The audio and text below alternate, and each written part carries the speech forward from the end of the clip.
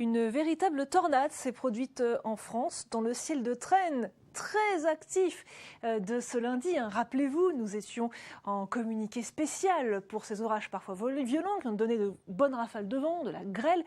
Et sous ces orages, comme parfois ça se produit en France, en Europe, aux États-Unis, partout dans le monde, on peut avoir un tourbillon qui se forme lorsque les conditions sont réunies, lorsqu'il y a un fort cisaillement de vent. Il faut beaucoup de paramètres météo. Voilà le tourbillon qui descend en dessous du nuage d'orage qui est là.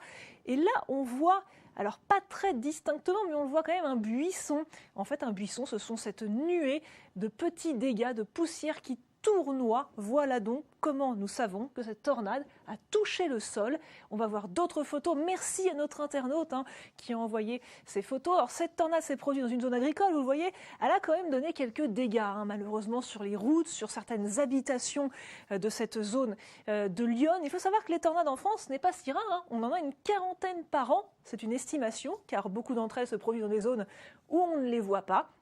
Il y a eu des tornades majeures ces dernières années, notamment celle de Haumont, la plus connue, dans le nord du pays, en 2008. Une tornade avec des vents à environ 300 km/h.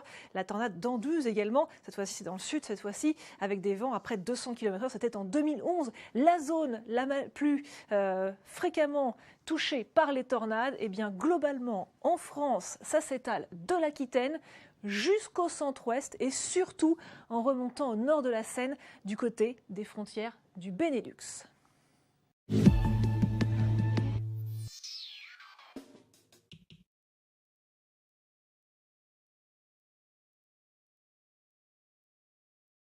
Aux États-Unis, partout dans le monde, on peut avoir un tourbillon qui se forme lorsque les conditions sont réunies, lorsqu'il y a un fort cisaillement de vent. Il faut beaucoup de paramètres météo. Voilà le tourbillon qui descend en dessous du nuage d'orage qui est là.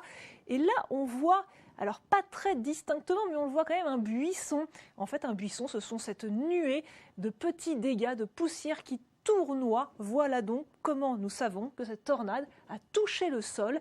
On va voir d'autres photos. Merci à notre internaute qui a envoyé ces photos. Alors cette tornade s'est produite dans une zone agricole, vous le voyez, elle a quand même donné quelques dégâts, malheureusement sur les routes, sur certaines habitations de cette zone de Lyon. Il faut savoir que les tornades en France n'est pas si rare, on en a une quarantaine par an. C'est une estimation, car beaucoup d'entre elles se produisent dans des zones où on ne les voit pas.